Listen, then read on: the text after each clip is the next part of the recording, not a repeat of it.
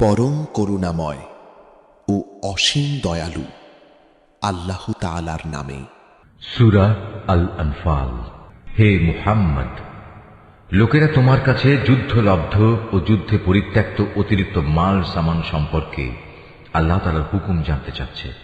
তুমি তাদের বলো, এ অতিরিক্ত সম্পদ হচ্ছে মূলত আল্লাহ তাআলার জন্য এবং তার রাসূলের জন্য। অতএব এ ব্যাপারে তোমরা আল্লাহ তাআলাকে ভয় করো এবং এ নির্দেশের আলোকে নিজেদের মধ্যেকার সম্পর্ক সংশোধন করে নাও। আল্লাহ তাআলা এবং তার রাসূলের আনুগত্য করো যদি তোমরা সত্যিকার অর্থে মোমেন হয়ে থাকো। মোমেন তো হচ্ছে সে সব লোক যাদের আল্লাহ তাআলাকে স্মরণ করানো হলে তাদের হৃদয় কম্পিত হয়ে ওঠে এবং যখন তাদের সামনে তার আয়াতসমূহ তেলাওয়াত করা হয় তখন তাদের ঈমান বৃদ্ধি পায় এবং তারা সব সময় তাদের মালিকের উপর নির্ভর করে।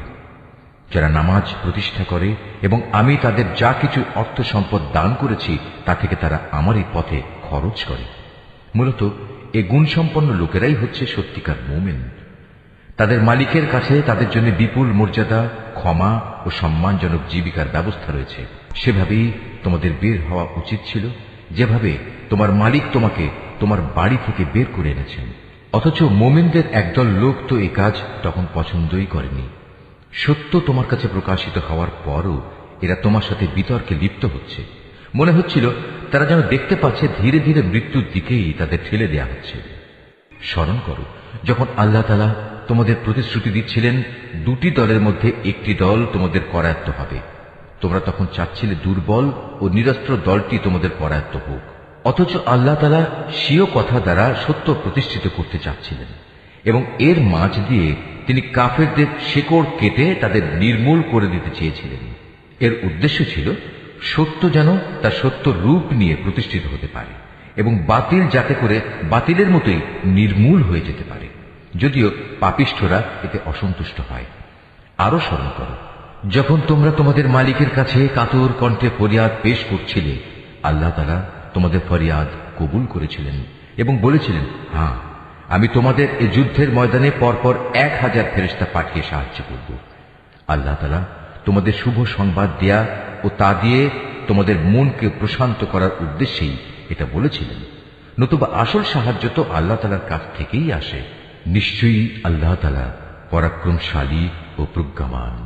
আরো স্মরণ করো, যখন আল্লাহ তাআলা তার নিজের পক্ষ থেকে তোমাদের নিরাপত্তা ও স্বস্তির জন্য তোমাদের তন্দ্রায় আচ্ছন্ন করে দিয়েছেন এবং তোমাদের উপর তিনি আকাশ থেকে বৃষ্টির পানি নাজিল করেছেন।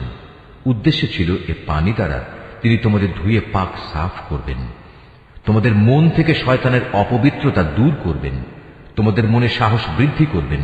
সর্বোপরি যুদ্ধের ময়দানে তিনি এর মাধ্যমে তোমাদের কদম মজবুত করবেন। তাও স্মরণ করো, যখন তোমার মালিক ফেরেশতাদের কাছে ওহী পাঠিয়ে বললেন, আমি তোমাদের সাথেই আছি, অতএব তোমরা মুমিনদের সাহস দাও, তাদের কদম অবিচল রাখো। অচিরেই আমি কাফেরদের মনে দারুণ এক ভীতির সঞ্চার করব। অতএব তোমরা তাদের ঘাড়ের ওপর আঘাত করো এবং তাদের হাড়ের প্রত্যেক জোড়ায় জোড়ায় আঘাত করো। এ কাজটা এ কারণে করা প্রয়োজন, এরা আল্লাহ তাআলা ও তার রাসূলের বিরুদ্ধে মোকাবেলায় নেমেছে। আর যারাই এভাবে আল্লাহ তাআলা ও তার রাসূলের বিরোধিতা করে তাদের জানা উচিত আল্লাহ তাআলা তাদের কঠোর আযাব দেবেন। হে কাফেররা, এ হচ্ছে তোমাদের যথার্থ পাওনা। এবার ভালো করে তোমরা এর স্বাদ গ্রহণ করতে থাকো। কাফেরদের জন্য দোজখের ভয়াবহ আযাব রয়েছে। হে মুমিন বান্দারা, তোমরা যখন যুদ্ধের ময়দানে কাফেরদের মুখোমুখি মোকাবেলা করবে তখন কখনো পৃষ্ঠ প্রদর্শন করবে না। জেনে রেখো, এ যুদ্ধের দিন যে ব্যক্তি তার পৃষ্ঠ প্রদর্শন করবে সে অবশ্যই আল্লাহ তাআলার গজবে পতিত হবে। তবে যুদ্ধের কৌশল হিসেবে কিংবা নিজ বাহিনীর সাথে মিলিত হবার উদ্দেশ্য ছাড়া যদি কেউ এমনটি করে তাহলে তার জন্য জাহান্নামই হবে একমাত্র আশ্রয়স্থল। আর জাহান্নাম সত্যিই নিকৃষ্ট জায়গা। যারা নিহত হয়েছে তাদের তোমরা কেউই হত্যা করনি, বরং আল্লাহ তাআলাই তাদের হত্যা করেছেন। আর তুমি যখন তাদের প্রতি তীর নিক্ষেপ করছিলে, মূলত তুমি নিক্ষেপ করনি, করেছেন আল্লাহ তাআলা স্বয়ং। তিনি এর মাধ্যমে মুমিনদের উত্তম পুরস্কার দান করে তাদের বিজয় দিতে চেয়েছেন। নিঃসন্দেহে আল্লাহ তাআলা সবকিছু শোনেন এবং সবকিছু জানেন। এটা হচ্ছে তোমাদের বিষয় এবং তোমাদের ব্যাপারে তার নীতি। অবশ্যই আল্লাহ তাআলা কাফেরদের ষড়যন্ত্র দুর্বল করে দেন। হে কাফেররা, তোমরা একটা সিদ্ধান্ত চেয়েছিলে, হ্যাঁ, আজ সে সিদ্ধান্তকর মুহূর্তটি তোমাদের সামনে এসে গেছে। যদি এখনো তোমরা যুদ্ধ থেকে বিরত হতে চাও, তাহলে তা তোমাদের জন্য কল্যাণকর হবে। তোমরা যদি আবার যুদ্ধের জন্য ফিরে আসো, তাহলে আমরাও ময়দানে ফিরে আসব। আর তোমাদের বাহিনীর সংখ্যা যতই বেশি হোক না কেন, তা তোমাদের কোনোই উপকারে আসবে না, কারণ আল্লাহ তাআলা ঈমানদারদের সাথেই রয়েছেন। হে ঈমানদার লোকেরা, তোমরা আল্লাহ তাআলা ও তার রাসূলের আনুগত্য করো, কখনো তার কাছ থেকে মুখ ফিরিয়ে নিও না, বিশেষ করে যখন তোমরা সবকিছু শুনতেই পাচ্ছ। তোমরা তাদের মতো হয়েও না, যারা মুখে বলে, হ্যাঁ, আমরা নবীর কথা শুনলাম, কিন্তু তারা আসলে কিছুই শোনে না। আল্লাহ তাআলার কাছে তার সৃষ্টির নিকৃষ্টতম জীব হচ্ছে সেই বধির ও মূক মানুষগুলো, যারা সত্য দিন সম্পর্কে কিছুই বোঝে না। আল্লাহ তাআলা যদি জানতেন এদের ভেতর সামান্য কোনো ভালো গুণও অবশিষ্ট আছে, তাহলে তিনি তাদের অবশ্যই হেদায়েতের কথা শোনাতেন। অবশ্য তিনি তাদের শোনালেও তারা তাকে উপেক্ষাই করত এবং অন্যদিকে ফিরে যেত। হে ঈমানদার লোকেরা, তোমরা আল্লাহ তাআলা ও তার রাসূলের ডাকে সাড়া দাও, যখন তিনি তোমাদের এমন কিছুর দিকে ডাকেন যা তোমাদের সত্যিকার অর্থে জীবন দান করবে। এই কথাটা জেনে রেখো, আল্লাহ তাআলা মানুষ ও তার হৃদয়ের মাঝামাঝি স্থানে অবস্থান গ্রহণ করেন। আবার তোমাদের সবাইকে তার সামনেই জড়ো করা হবে। তোমরা আল্লাহ দ্রোহিতার সেই ফিতনা থেকে বেঁচে থাকো, যার ভয়াবহ শাস্তি যারা তোমাদের মধ্যে জালেম শুধু তাদের মধ্যেই সীমাবদ্ধ থাকবে না। আরো জেনে রাখো, আল্লাহ তাআলা অত্যন্ত কঠোর শাস্তি প্রদানকারী।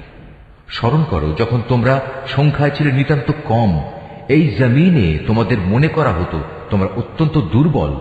তোমরা সর্বদাই এ ভয়ে আতঙ্কিত থাকতে যে কখন অন্য মানুষরা তোমাদের উপর চড়াও হবে। অতঃপর আল্লাহ তাআলা তোমাদের একটি ভূখণ্ডে আশ্রয় দিলেন, তার একান্ত সাহায্য দিয়ে তিনি তোমাদের শক্তিশালী করলেন এবং তিনি এ আশায় তোমাদের বহুবিধ উত্তম জিনিস দান করলেন যে তোমরা আল্লাহর এসব নিয়ামতের শুকর আদায় করবে। হে ঈমানদার বান্দারা, তোমরা আল্লাহ তাআলা ও তার রাসূলের সাথে কখনো বিশ্বাসঘাতকতা করো না এবং জেনে শুনে নিজেদের আমানতেরও খেয়ানত করো না। জেনে রেখো, তোমাদের মাল সম্পদ ও সন্তান সন্ততি হচ্ছে আল্লাহ তাআলার পক্ষ থেকে পরীক্ষা মাত্র। যে এ পরীক্ষায় উত্তীর্ণ হবে তার জন্য আল্লাহ তাআলার কাছে মহা প্রতিদান রয়েছে। হে ঈমানদার লোকেরা, তোমরা যদি আল্লাহকে ভয় করে চলো, তাহলে তিনি তোমাদের জন্য অন্যদের সাথে পার্থক্য নির্ণয়কারী স্বতন্ত্র মর্যাদা দান করবেন। তিনি তোমাদের গুনাহসমূহ মিটিয়ে দেবেন, তিনি তোমাদের ক্ষমা করে দেবেন। আল্লাহ তাআলার দান আসলেই অনেক বড়। স্মরণ করো, যখন কাফেররা তোমার বিরুদ্ধে ষড়যন্ত্র করছিল, তারা তোমাকে বন্দী করবে অথবা তোমাকে হত্যা করবে কিংবা তোমাকে আপন ভূমি থেকে নির্বাসিত করে দেবে। এ সময় একদিকে তারা তোমার বিরুদ্ধে ষড়যন্ত্র করছিল, আরেকদিকে আল্লাহ তাআলাও তোমার পক্ষে কৌশল চালিয়ে যাচ্ছিলেন। আর আল্লাহ তাআলাই হচ্ছেন সর্বোৎকৃষ্ট কৌশলী। যখন তাদের সামনে আমার কোনো আয়াত পড়ে শোনানো হতো, তখন তারা বলতো, হ্যাঁ, আমরা এই কথা আগেও শুনেছি, আমরা চাইলে এ ধরনের কথা তো নিজেরাও বলতে পারি। এগুলো আগের লোকদের উপকথা ছাড়া আর কিছু নয়। তারা যখন বলেছিল, হে আল্লাহ তাআলা, মুহাম্মাদের আনিত এই কিতাব যদি তোমার কাছ থেকে পাঠানো সত্য হয়, তাহলে একে অমান্য করার কারণে তুমি আমাদের উপর আসমান থেকে পাথর বর্ষণ করো কিংবা তুমি আমাদের উপর কোনো কঠিন শাস্তি পাঠিয়ে দাও। আল্লাহ তাআলা এমন নন যে তিনি তাদের কোনো আযাব দেবেন অথচ তুমি এখনো তাদের মধ্যে বর্তমান রয়েছ। আর আল্লাহ তাআলা এমনও নন যে কোনো জাতির মানুষদের তিনি শাস্তি দেবেন অথচ তারা কিছু লোক তখন আল্লাহর কাছে ক্ষমা প্রার্থনা করছে। কেনই বা আল্লাহ তাআলা এখন তাদের আযাব দেবেন না, যখন তারা আল্লাহর বান্দাদের মসজিদুল হারামে আসার পথ থেকে নিবৃত্ত করে? অথচ তারা তো এ ঘরের আসল অভিভাবকও নয়। এ ঘরের আসল অভিভাবক হচ্ছে তারা যারা আল্লাহ তাআলাকে ভয় করে, কিন্তু তাদের অধিকাংশ মানুষই কথা জানে না। এ ঘরের পাশে তাদের জাহেলি যুগের নামাজ তো কিছু শীষ দেয়া ও তালি বাজানো ছাড়া কিছু ছিল না। এই কারণেই আল্লাহ তাআলা তাদের বলবেন, এখন তোমরা তোমাদের কুফরি কার্যকলাপের জন্য শাস্তি ভোগ করো। যারা আল্লাহ তাআলাকে অস্বীকার করেছে এবং যারা নিজেদের ধন সম্পদ এ খাতেই ব্যয় করেছে, যে এর দ্বারা মানুষদের আল্লাহ তাআলার পথ থেকে ফিরিয়ে রাখবে, এদের জন্য তুমি ভেবো না এরা এ পথে ধন সম্পদ আরো ব্যয় করতে থাকবে। অতঃপর একদিন সে ব্যয় করাটাই তাদের জন্য মনস্তাপের কারণ হবে। অতঃপর দুনিয়ার জীবনেও তারা পরাভূত হবে। আর যারা কুফরি করেছে, আখিরাতে তাদের সবাইকে জাহান্নামের পাশে একত্রিত করা হবে। এভাবেই আল্লাহ তাআলা ভালোকে খারাপ থেকে পৃথক করে দেবেন এবং খারাপগুলোর একটাকে আরেকটার উপর থেকে সবগুলো এক জায়গায় স্তূপীকৃত করবেন। অতঃপর গোটা স্তূপ জাহান্নামে নিক্ষেপ করবেন। মূলত এর লোকগুলো সেদিন ভীষণ ক্ষতিগ্রস্ত হবে। হে মুহাম্মদ, যারা আল্লাহ তাআলাকে অস্বীকার করেছে তাদের তুমি বলো, তারা যদি এ থেকে এখনো ফিরে আসে তাহলে তাদের অতীতের সব কিছুই ক্ষমা করে দেয়া হবে। তবে যদি তারা তাদের আগের কার্যকলাপের দিকে ফিরে যায় তাহলে তাদের সামনে আগের জাতিসমূহের ভয়াবহ পরিণামের দৃষ্টান্ত তো মজুদ রয়েছে। হে ঈমানদার লোকেরা, তোমরা কাফেরদের বিরুদ্ধে লড়াই করতে থাকো যতক্ষণ না আল্লাহর জমিনে কুফরির ফিতনা বাকি থাকবে এবং দ্বীন সম্পূর্ণভাবে আল্লাহ তাআলার জন্যই নির্দিষ্ট হয়ে যাবে। হ্যাঁ, তারা যদি কুফর থেকে নিবৃত্ত হয় তাহলে আল্লাহ তাআলাই হবেন তাদের কার্যকলাপের পর্যবেক্ষণকারী। এ সব কিছু সত্ত্বেও যদি তারা সত্য থেকে মুখ ফিরিয়ে নেয় তাহলে তোমরা জেনে রেখো, আল্লাহ তাআলাই হচ্ছেন তোমাদের অভিভাবক।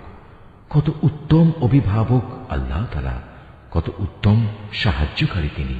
হে মুমিনরা, তোমরা জেনে রেখো, যুদ্ধে যে সম্পদ তোমরা অর্জন করেছ তার 1/5 আল্লাহ তাআলার জন্য, রসুলের জন্য, তার স্বজনদের জন্য, এতিমদের জন্য, মিসকিনদের জন্য ও পথচারী মুসাফিরদের জন্য।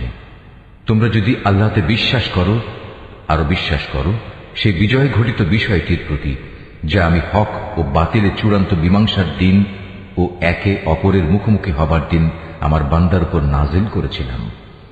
আল্লাহ তাআলা হচ্ছেন সর্ববিষয়ের উপর একক ক্ষমতাবান। যুদ্ধক্ষেত্রে তোমরা ছিলে উপত্যকার নিকট প্রান্তে, তারা ছিল দূর প্রান্তে, আর কুরাইশ কাফেলা ছিল তোমাদের তুলনায় নিম্নভূমিতে। যদি তোমরা আগেই এ ব্যাপারে তাদের সাথে কোনো অগ্রিম চুক্তির সিদ্ধান্ত করতে চাইতে তাহলে এই সিদ্ধান্ত বাস্তবায়নে তোমরা অবশ্যই মতবিরোধ করতে, কিন্তু আল্লাহ তাআলা তাই ঘটাতে চেয়েছিলেন যা ঘটানো আল্লাহ তাআলার মঞ্জুর ছিল।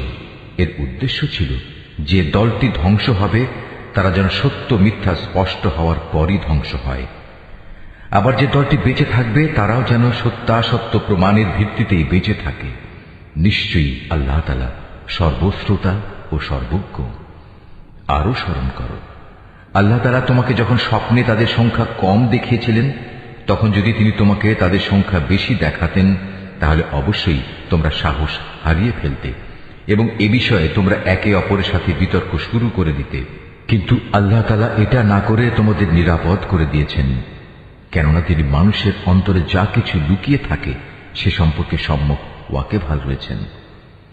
সে সময়ের কথাও স্মরণ করো যখন তোমরা যুদ্ধের ময়দানে তাদের সামনাসামনি হলে, তখন তোমাদের চোখে তাদের সংখ্যা আল্লাহ তাআলা নিতান্ত কম করে দেখালেন এবং তাদের চোখেও তিনি তোমাদের সংখ্যাকে দেখালেন কম।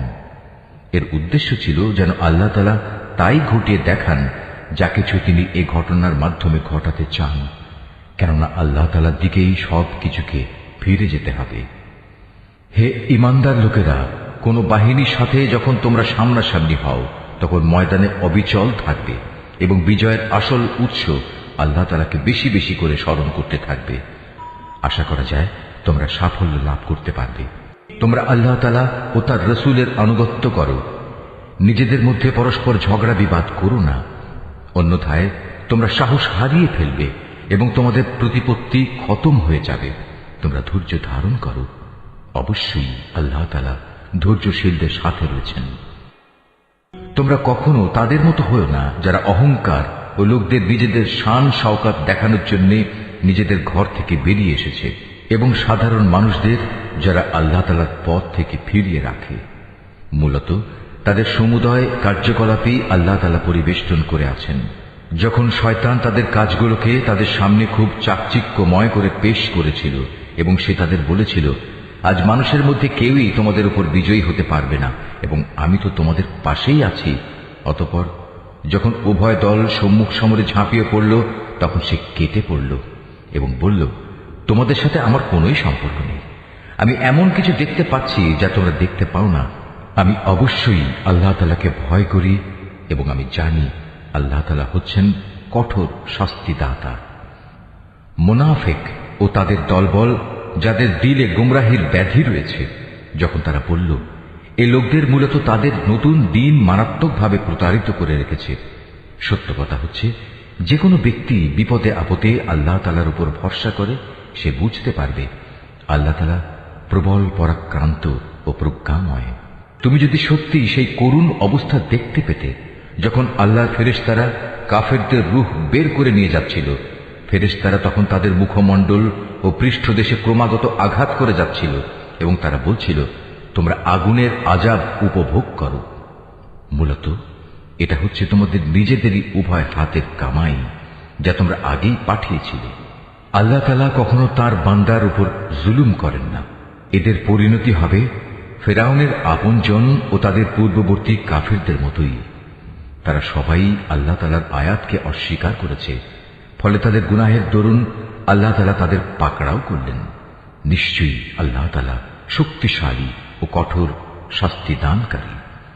এটা এ কারণে যে আল্লাহ তাআলা যখন কোনো জাতিকে কোনো নিয়ামত দান করেন, তিনি ততক্ষণ পর্যন্ত তার সে নিয়ামত তাদের জন্য বদলে দেন না, যতক্ষণ না তারা নিজেরা নিজেদের অবস্থার পরিবর্তন করে। নিশ্চয়ই আল্লাহ তাআলা সব কিছু শোনেন, সব কিছু জানেন। এরাও হচ্ছে ফেরাউন, তার স্বজন ও তাদের আগের লোকদের মতো।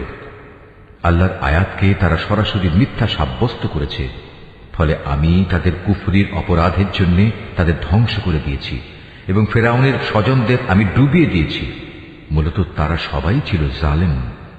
নিশ্চয়ই আল্লাহর এই জমিনে বিচরণশীল জীবের মধ্যে আল্লাহর কাছে নিকৃষ্টতম হচ্ছে তারা, যারা স্বয়ং এ জমিনের স্রষ্টাকেই অস্বীকার করে এবং তারা তার উপর ঈমান আনে না।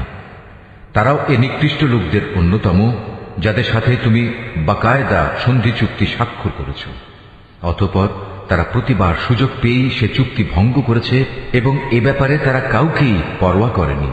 অতএব এ লোকদের যদি কখনো তুমি ধরতে পারো, তাহলে তাদের মূল বাহিনী থেকে বিচ্ছিন্ন করে এমন ভাবে শাস্তি দেবে যাতে তাদের পরবর্তী বাহিনী এ থেকে কিছু শিক্ষা গ্রহণ করে। যদি কখনো কোনো জাতির কাছ থেকে তোমার এই আশঙ্কা হয় যে তারা চুক্তি ভঙ্গ করে বিশ্বাসঘাতকতা করবে, তাহলে তুমিও তাদের সাথে সম্পাদিত চুক্তি একইভাবে তাদের মুখের উপর ছুঁড়ে দাও। তবে তোমরা নিজেরা তা আগে লঙ্ঘন করো না। নিশ্চয়ই আল্লাহ তাআলা খেয়ানতকারীকে পছন্দ করেন না। আর কাফেররা যেন কখনোই এমন ধারণা করতে না পারে যে ওরা তোমাদের পেছনে ফেলে নিজেরা এগিয়ে গেছে। আসলে তারা তোমাদের পরাভূত করার কোনো ক্ষমতাই রাখে না।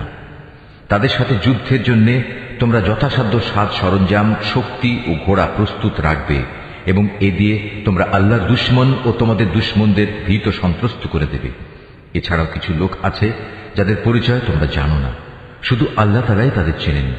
আল্লাহ তাআলার পথে তোমরা যা কিছুই ব্যয় করবে তার পুরোপুরি প্রতিদান তোমাদের পরকালে আদায় করে দেয়া হবে এবং তোমাদের উপর বিন্দু মাত্র জুলুম করা হবে না। হে মুহাম্মদ, তারা যদি সন্ধির প্রতি আগ্রহ দেখায়, তাহলে তুমিও সন্ধির দিকে ঝুঁকে যাবে এবং সর্বদা আল্লাহর উপরই ভরসা করবে। অবশ্যই আল্লাহ তাআলা সব কিছু শোনেন, সব কিছু দেখেন। আর যদি কখনো তারা সন্ধির আড়ালে তোমাকে ধোঁকা দিতে চায়, তাহলে তোমার দুশ্চিন্তাগ্রস্ত হওয়ার কোনো কারণ নেই, কেননা তোমার রক্ষার জন্য তো আল্লাহ তাআলাই যথেষ্ট। তিনি তাঁর সরাসরি সাহায্য ও একদল মোমেন দ্বারা তোমাকে শক্তি জুগিয়েছেন। আল্লাহ তাআলা এই মোমেনদের দিলকে পারস্পরিক ভালোবাসা ও সম্প্রীতির বন্ধনে আবদ্ধ করে দিয়েছেন। অথচ তুমি যদি দুনিয়ার যাবতীয় সম্পদ এর পেছনে ব্যয় করতে, তবু তুমি এ মানুষদের দিলকে ভালোবাসার বন্ধনে আবদ্ধ করতে পারতে না। কিন্তু আল্লাহ তাআলা এদের মাঝে প্রীতি স্থাপন করে দিয়েছেন। অবশ্যই তিনি পরাক্রমশালী ও বিজ্ঞ কুশলী। হে নবী, তোমার জন্য এবং তোমার অনুবর্তনকারী মোমেনদের জন্য তো আল্লাহ তাআলাই যথেষ্ট। হে নবী, তুমি মোমেনদের যুদ্ধের জন্য উদ্বুদ্ধ করো। মনে রেখো, তোমাদের মধ্যে 20 জন লোকও যদি ধৈর্যশীল হতে পারে, তাহলে তারা 200 লোকের উপর বিজয়ী হবে। আবার তোমাদের মাঝে এমন লোকের সংখ্যা যদি 100 হয়, তাহলে তারা 1000 লোকের উপর জয়লাভ করবে। এর কারণ হচ্ছে তারা এমন জাতি যারা আল্লাহর শক্তি সম্পর্কে কিছুই বুঝে না। এই নিশ্চয়তা দ্বারা এখন আল্লাহ তাআলা তোমাদের উপর থেকে উদ্বেগ ও দুশ্চিন্তার বোঝা হালকা করে দিয়েছেন। যেহেতু তিনি একথা জানেন তোমাদের মধ্যে কিছু দুর্বলতা রয়েছে, অতঃপর তোমাদের মধ্যে যদি 100 ধৈর্যশীল মানুষ থাকে তাহলে তারা 200-র উপর বিজয়ী হবে। আবার যদি থাকে তোমাদের 1000 ধৈর্যশীল ব্যক্তি, তাহলে তারা আল্লাহ তাআলার হুকুমে বিজয়ী হবে 2000 লোকের উপর। জেনে রেখো, আল্লাহ তাআলা ধৈর্যশীলদের সাথেই রয়েছেন। কোন নবীর পক্ষেই এটা শোভা পায় না যে তার কাছে বন্দীদের আটক রাখবে যতক্ষণ পর্যন্ত সে জমিনে রক্তপাত ঘটাবে এবং আল্লাহর শত্রুদের নিপাত না করে দেবে। আসলে তোমরা তো দুনিয়ার সামান্য স্বার্থটুকুই চাও, আর আল্লাহ তাআলা চান তোমাদের আখিরাতের কল্যাণ দান করতে। আল্লাহ তাআলাই হচ্ছেন পরাক্রমশালী ও প্রজ্ঞাময়। যদি এ ব্যাপারে আল্লাহ তাআলার কাছ থেকে পূর্বের কোনো ফরমান লেখা না থাকতো, তাহলে বন্দীদের কাছ থেকে মুক্তিপণ হিসেবে তোমরা যা কিছু নিয়েছ তার জন্য একটা বড় ধরনের আযাব তোমাদের উপর পতিত হতো। অতএব যা কিছু তোমরা গনিমত হিসেবে লাভ করেছ, নিঃসংকোচে তোমরা তা খাও, কেননা তা সম্পূর্ণ হালাল ও পবিত্র। তোমরা আল্লাহ তাআলাকে ভয় করো। আল্লাহ তাআলা অবশ্যই ক্ষমাশীল ও দয়ালু। হে নবী, তোমার হাতে যেসব বন্দী রয়েছে তাদের তুমি বলো, আল্লাহ তাআলা যদি তোমাদের দিলে ভালো কিছু গ্রহণের যোগ্যতা আছে বলে জানতে পান, তাহলে তিনি তোমাদের ঈমানের এমন এক কল্যাণ দান করবেন যা তোমাদের কাছ থেকে মুক্তিপণ হিসেবে গৃহীত সম্পদের চাইতে অনেক ভালো, এবং তিনি তোমাদের গুনাহসমূহ মাফ করে দেবেন। আল্লাহ তাআলা ক্ষমাশীল ও দয়াবান। আর তারা যদি তোমার সাথে বিশ্বাস ভঙ্গ করতে চায়, তাহলে তুমি ভেবো না এরা তো এর আগে আল্লাহ তাআলার সাথেও বিশ্বাসঘাতকতা করেছে, এবং এ কারণেই তোমাদের তিনি তাদের উপর ক্ষমতা দান করেছেন। আল্লাহ তাআলাই হচ্ছেন জ্ঞানবান ও কুশলী। নিঃসন্দেহে যারা ঈমান এনেছে এবং এই ঈমানের জন্য হিজরত করেছে, নিজেদের জান মাল দিয়ে আল্লাহর পথে জিহাদ করেছে, এবং যারা মুহাজিরদের আশ্রয় দিয়েছে ও তাদের সাহায্য করেছে, তারা সবাই পরস্পরের বন্ধু। অপরদিকে যারা ঈমান এনেছে অথচ হিজরত করেনি, ততক্ষণ পর্যন্ত তাদের অভিভাবকত্বের দায়িত্ব তোমাদের উপর নেই। তবে কখনো যদি তারা একান্ত দ্বীনের খাতিরে তোমাদের কাছে কোনো সাহায্য চায়, তাহলে তাদের সাহায্য করা তোমাদের কর্তব্য। তবে তা যেন এমন কোন সম্প্রদায়ের বিরুদ্ধে না হয় যাদের সাথে তোমাদের কোন রকম চুক্তি রয়েছে। বস্তুত তোমরা যা কিছু করো আল্লাহ তাআলা সব কিছুই দেখেন। যারা কুফরি করেছে তারা একে অপরের বন্ধু। তোমরা যদি একে অপরকে সাহায্য করার সে কাজটি না করো, তাহলে আল্লাহর এই জমিনে ফিতনা ফাসাদ ও বড় ধরনের বিপর্যয় সৃষ্টি হবে।